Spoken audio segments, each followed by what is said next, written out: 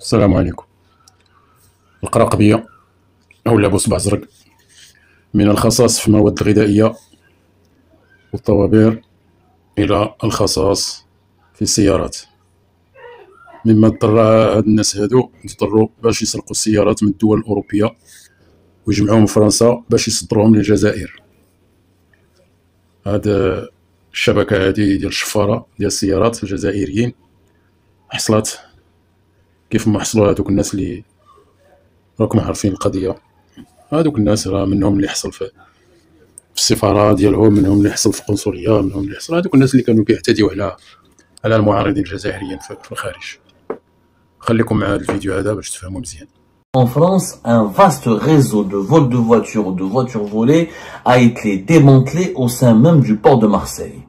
Et devinez bien que ce réseau travaillait essentiellement avec l'Algérie. Il avait mis en place un système très ingénieux pour détourner des voitures qui étaient louées à l'étranger. Enfin, c'est des voitures qui sont louées des agences de location en Allemagne, en Suisse, en Belgique, ailleurs dans les autres pays européens.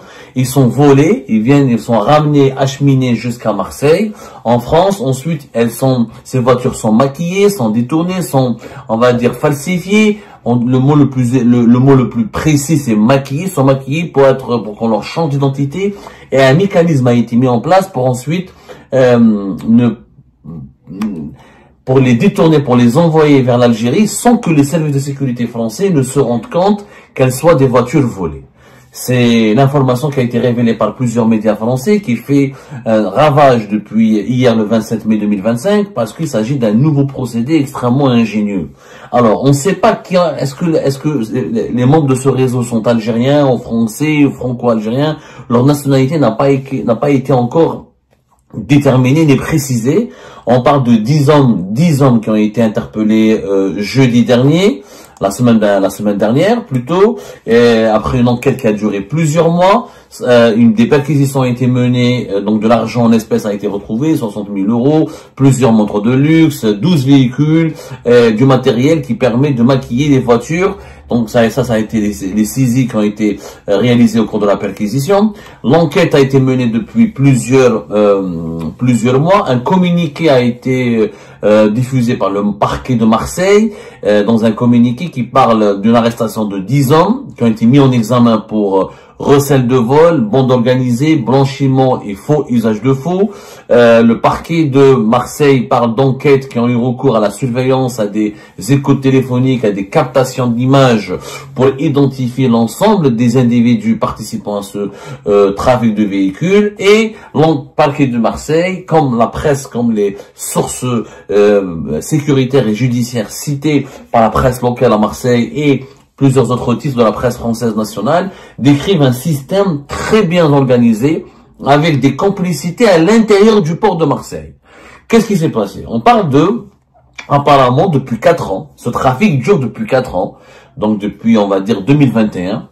Il coïncide donc visiblement avec la crise des voitures sur le marché algérien. Vous savez que l'Algérie, on peut plus importer des véhicules.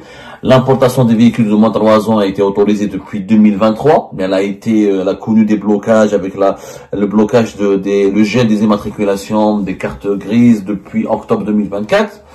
Le pays ne peut plus importer de véhicules. Il y a un besoin énormissime.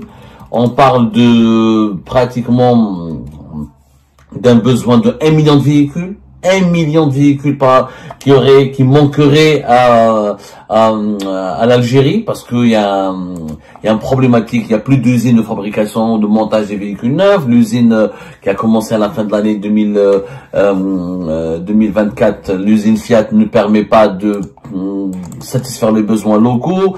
Il y a plus de concessionnaires, il y a plus d'agréments, les agréments qui ont été distribués. On parle d'une importation de quelques centaines 100 à 120 000 véhicules, mais ces quotas n'ont jamais été satisfaits. Donc il y a très peu de véhicules, mais à part les licences Moudjahid ou les individus qui peuvent importer des véhicules neufs, mais à des quantités extrêmement faibles, ou l'importation des voitures de moins de 3 ans, il y a pratiquement pas de voitures en Algérie. Donc voilà.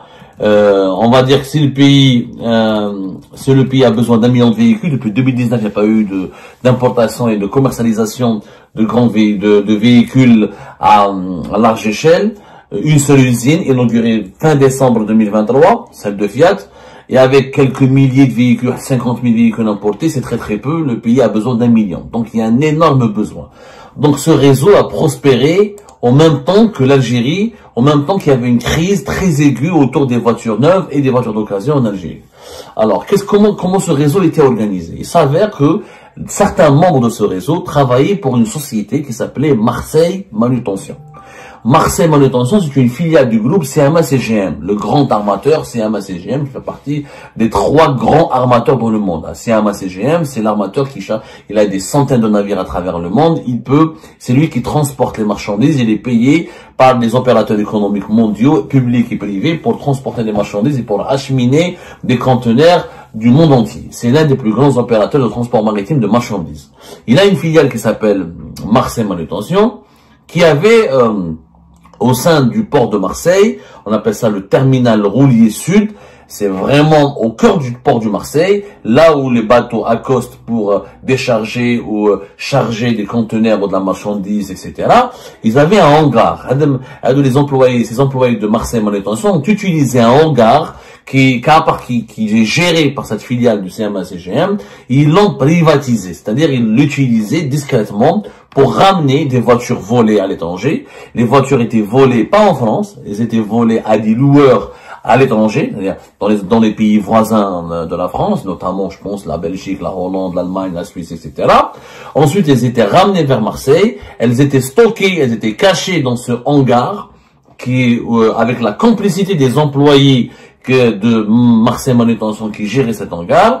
Donc, les voitures étaient cachées là-bas et, grâce à l'acquisition d'une machine professionnelle, il y avait ces trafiquants, ils avaient une machine professionnelle qui pouvait fabriquer une nouvelle plaque d'identification. Donc on retire les anciennes plaques d'identification, on fabrique un nouveau numéro de série. Donc c'est un nouveau numéro de série qui a été fabriqué et une nouvelle plaque a été créée avec des clés numériques.